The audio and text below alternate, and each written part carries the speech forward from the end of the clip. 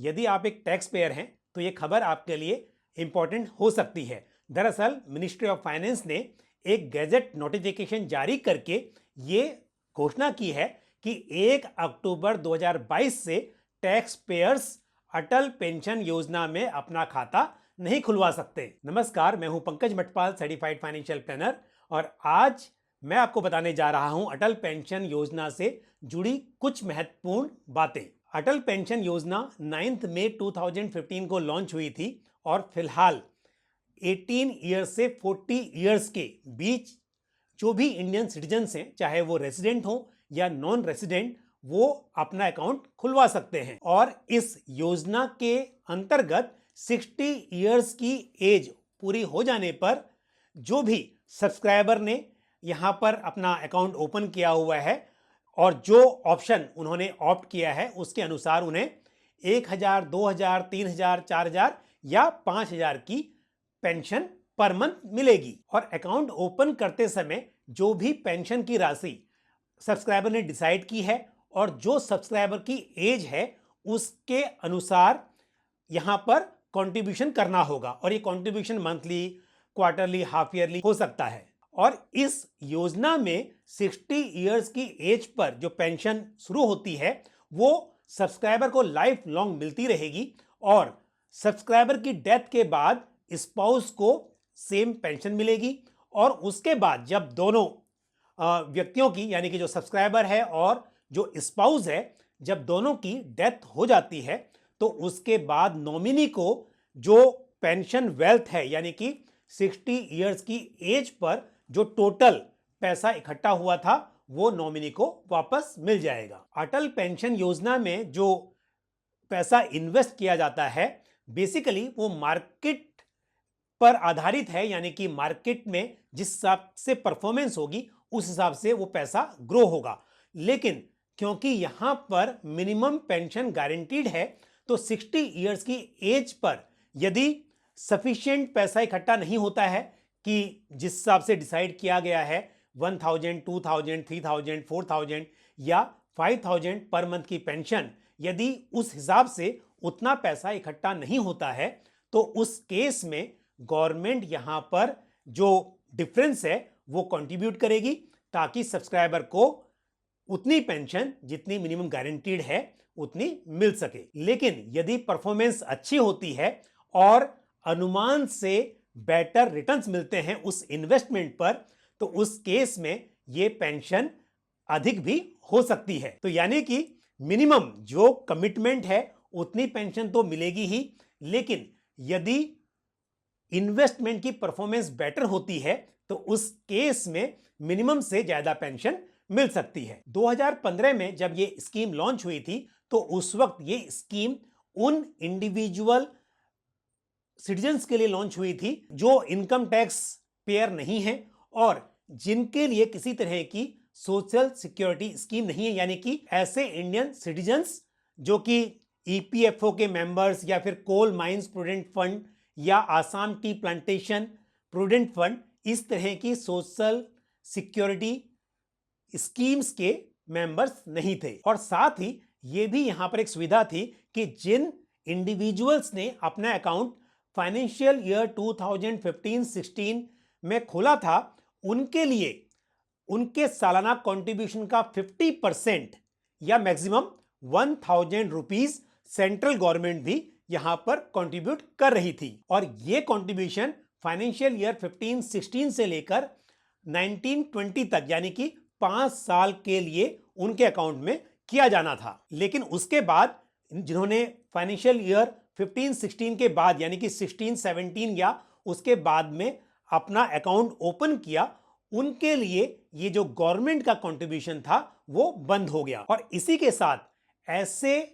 Individual Indian citizens जो social security scheme के member भी हैं वो भी इस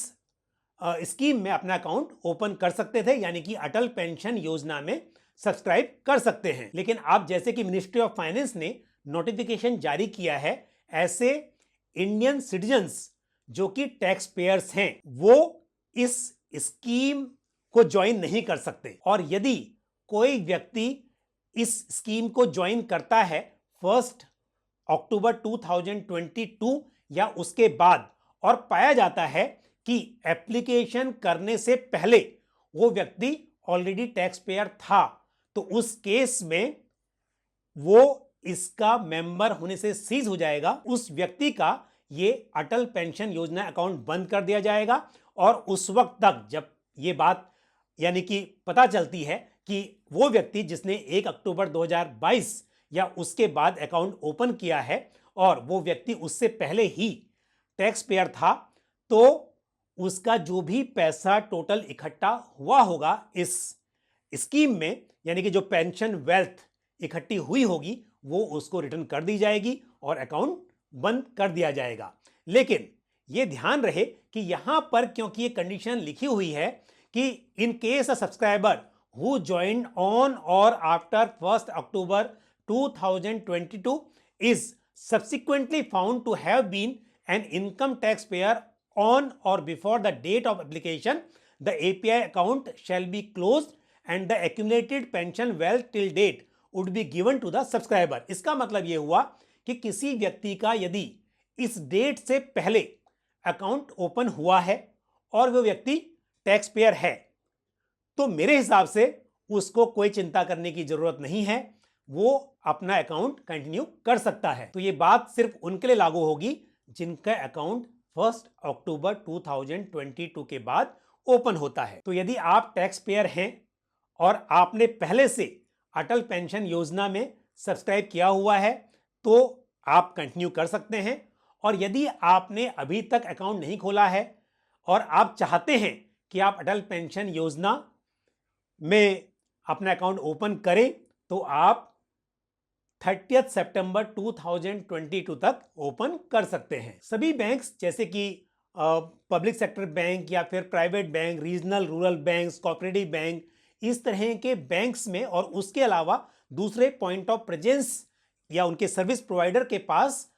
APY यानी कि अटल पेंशन योजना अकाउंट ओपन किया जा सकता है। और टैक्स पेयर का मतलब यहां पर उन टैक्स पेयर से है जो as per income tax act 1961 income tax pay करते हैं। अटल पेंशन योजना और NPS दोनों को ही PFRDA रेगुलेट करता है और दोनों स्कीम बेसिकली काफी हद तक एक जैसी हैं, लेकिन NPS में जो पेंशन है वो गारंटीड नहीं है, जबकि अटल पेंशन योजना में पेंशन गारंटीड है। लेकिन साथ ही ये भी बहुत जरूरी है समझना कि अटल पेंशन योजना के तहत जो इन्वेस्टमेंट है उस पर सब्सक्राइबर का कंट्रोल नहीं है, यानी कि वो पैसा